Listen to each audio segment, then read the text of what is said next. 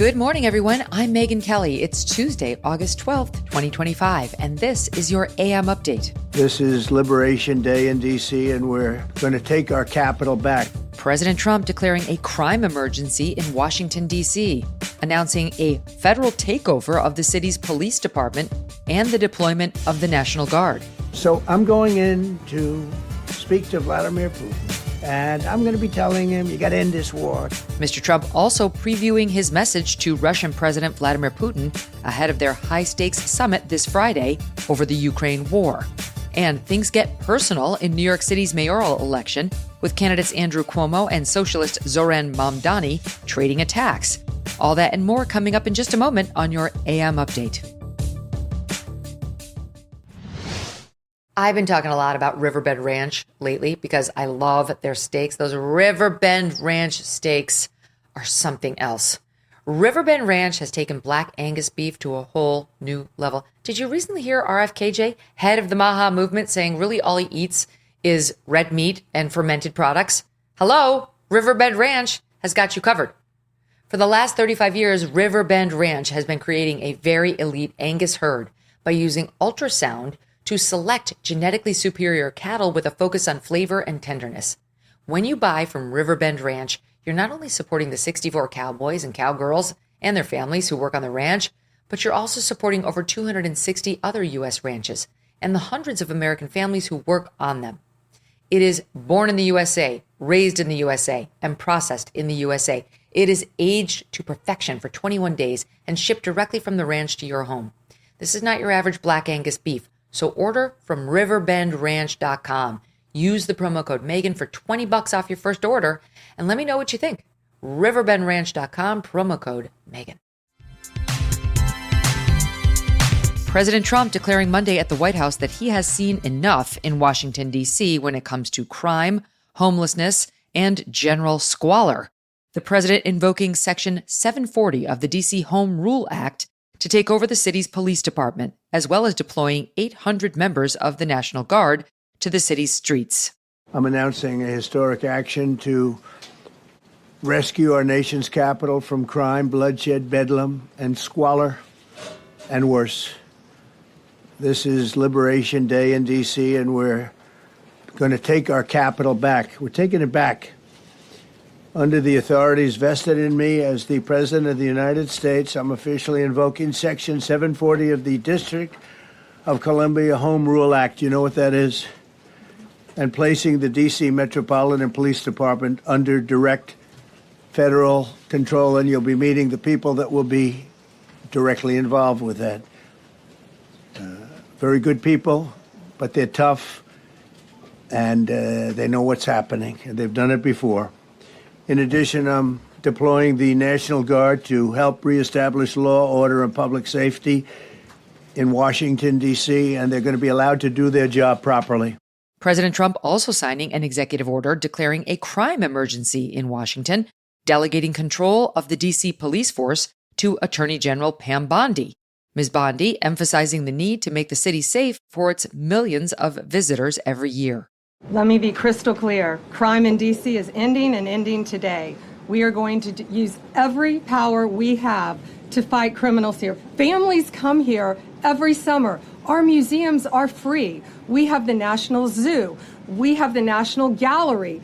D.C. should be a place where everyone can come and feel safe. Behind me and to my side, we have some of the best career law enforcement and prosecutors in the country who are ready to take this on. We're going to all work together. That's what we all do in this room. We work together, we fight. Do not underestimate one person in this room. We're going to make D.C. beautiful. We're going to make D.C. safe again. Under the Home Rule Act, the emergency controls expire in 30 days unless Congress authorizes extended federal control. Mr. Trump's foes pointing to statistics showing D.C.'s crime problem is on a downward slope.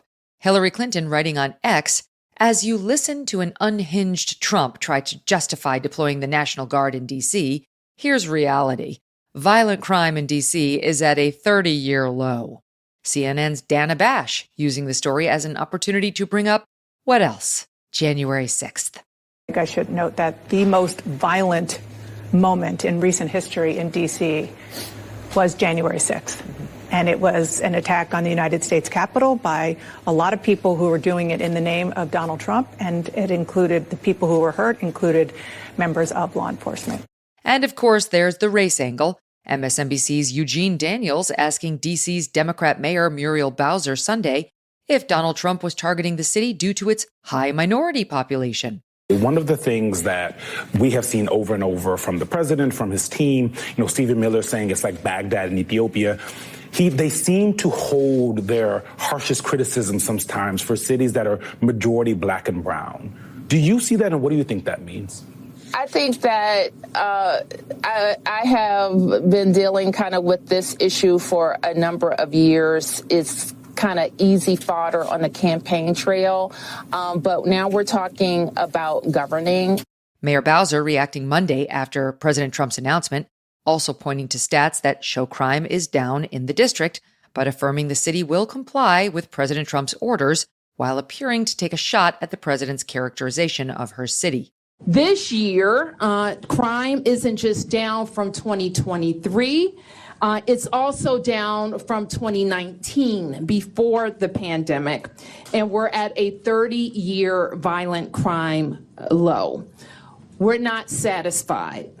We haven't taken our foot off the gas, and we continue to look for ways to make our city safer. The Home Rule Charter requires the mayor to provide the services of MPD during special conditions of an emergency, and we will follow the law. And while this action today is unsettling and unprecedented, I can't say that given some of the rhetoric of the past, that we're totally surprised. Attorney General Bondi calling newly confirmed U.S. Attorney for the District of Columbia, Jeanine Pirro, the administration's secret weapon in combating D.C. crime.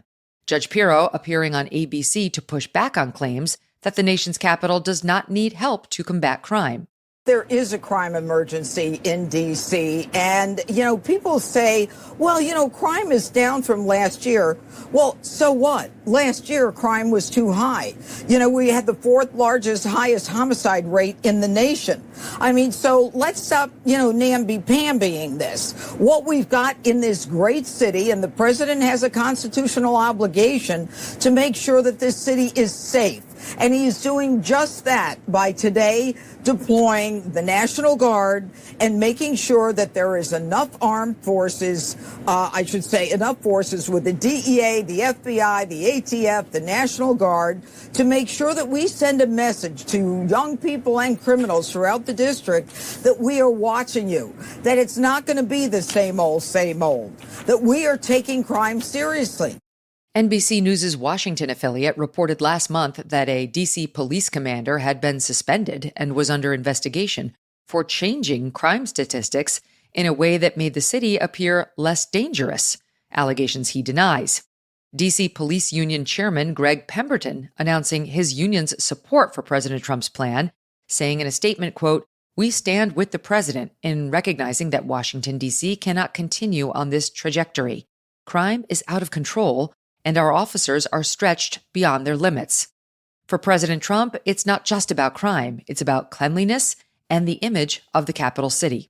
And we're getting rid of the slums, too. We have slums here. We're getting rid of them. I know it's not politically correct. You'll say, oh, so terrible. No, we're getting rid of the slums where they live. We're going to be removing homeless encampments from all over our parks, our beautiful, beautiful parks, which now a lot of people can't walk on. They're very dirty. Got a lot of problems. But we've already started that. We're moving the encampments away, trying to take care of people. My father always used to tell me, I had a wonderful father, very smart, and he used to say, son, when you walk into a restaurant and you see a dirty front door, don't go in, because if the front door is dirty, the kitchen's dirty also. Same thing with the Capitol. If our Capitol's dirty, our whole country is dirty, and they don't respect us. Coming up, President Trump gives a preview of what to expect at his Alaska Summit with Vladimir Putin, and insults fly in New York City's mayoral election, with Andrew Cuomo unveiling his Zohran's Law. Have you ever heard of Caralluma? It's an edible cactus. Yes, edible cactus that grows in India, and it can be a natural appetite suppressant. Now you're paying attention. Caralluma is just one of the natural ingredients doctors added to a weight loss supplement called Lean. If you have a bold summer weight loss goal, but injections are not for you, here's what the doctors who formulated Lean have to say. They say this supplement is close to the benefits of those popular injections. Like injections, Lean was created to help maintain healthy blood sugar and help control appetite and cravings. But those who created Lean say the rare ingredients in Lean are also designed to help burn fat by converting fat into energy, and of course, no needles. They say it's a healthier way to lose weight by capturing the power of natural ingredients. Give it a try with 20% off by using the code MK20 at takelean.com. That's code MK20 at takelean.com. These statements have not been evaluated by the FDA. This product is not intended to diagnose, treat, cure, or prevent any disease and is not a substitute or alternative for care from a healthcare provider. President Trump set to meet with his Russian counterpart Vladimir Putin in Alaska this Friday to discuss the war in Ukraine. There are still no details about the event, including timing or where exactly in the state it will take place. But President Trump revealing to reporters Monday what he plans to say to President Putin. So I'm going in to speak to Vladimir Putin, and I'm going to be telling him, you got to end this war, you got to end it. And he wasn't going to mess with me. This war would have never happened. You know, we had a discussion about it one time, and we never had that discussion again. Would have never happened.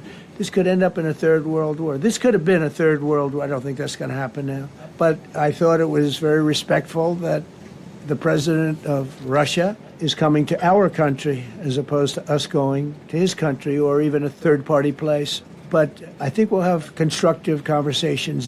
Mr. Trump saying a deal will involve some sort of land swapping. There'll be some land swapping going on. I know that through Russia and through conversations with everybody to the good, for the good of Ukraine. Good stuff, not bad stuff. Also, some bad stuff for both. So there's good and there's bad. But it's very complex because you have lines that are very uneven. And there'll be some swapping. There'll be some changes in land. And the word that they will use is, they make changes. We're going to change the lines, the battle lines. Ukrainian President Volodymyr Zelensky has previously insisted his country would not trade land for peace. President Trump did not directly answer a question about whether Zelensky would be invited to Alaska, but revealed that there are plans for Presidents Putin and Zelensky to meet with one another at a future summit that may or may not involve President Trump. The next meeting will be with Zelensky and Putin, or Zelensky and Putin and me. I'll be there if they need, but I want to have a meeting set up between the two leaders. Mr. Trump also revealing he will communicate with Zelensky and European leaders soon after the Alaska summit concludes. So I'm going to go and see the parameters. Now, I may leave and say, good luck, and that'll be the end. I may say this is not going to be settled. I mean, there are those that believe that Putin wanted all of Ukraine. I happen to be one of them, by the way. I think if it weren't for me, he would not be even talking to anybody else right now. But I'm going to meet with him. We're going to see what the parameters are. I'm then going to call up President Zelensky and the European leaders right after the meeting. And I'm going to tell them what kind of a deal. I'm not going to make a deal. It's not up to me to make a deal. I think a deal should be made for both. President Trump adding Monday that he will know very early in his conversation with Mr. Putin if an agreement can be reached, as only he can. Well, we're going to have a meeting with Vladimir Putin, and at the end of that meeting, probably in the first 2 minutes, I'll know exactly whether or not a deal can be made. How will you know that? Because that's what I do. I make deals. The New York City mayoral race heating up ahead of November's election, with former New York Governor Andrew Cuomo attacking Democratic primary winner and socialist Zohran Mamdani for living in a rent-stabilized apartment. Mamdani, who makes $142,000 a year as a state assemblyman and who is the son of a movie director mother and a Columbia professor father, lives in a $2,300 a month one-bedroom apartment in Queens, an amazing deal by New York City standards. Former Governor Cuomo saying he's proposing Zohran's Law that would prevent wealthy New Yorkers from living in rent-stabilized apartments in a video that went viral on X. Rent-stabilized units, when they're vacant, should only be rented to people who need affordable housing, not people like Zohran Mamdani. You don't need to be renting rent-stabilized units to wealthy people. Otherwise, what you're doing is you're abusing the system. I'm going to propose not rent that apartment by law, except to a person who actually needs affordable housing. And I'm going to call it Zohran's Law because it's an abuse of the system. Mr. Cuomo not offering specifics on the law, other than it would create a, quote, means test for rent-stabilized apartments. Mamdani responding Monday. What do we know about this policy proposal beyond the fact that it seeks to evict me from my apartment? Like so much of Andrew Cuomo's politics, it is characterized by a petty vindictiveness. What Andrew Cuomo is proposing, be it the rent control he cited, the rent stabilization he intends to speak about, is in many ways reflective of the fact that I live rent-free in his head. Between now and November, you can expect a whole lot more of this, from one man who stares dreamily at communist China and another who stares amorously only at himself. Okay, that's just my opinion. It's not fact. Well, it was kind of factual. It's pretty factual.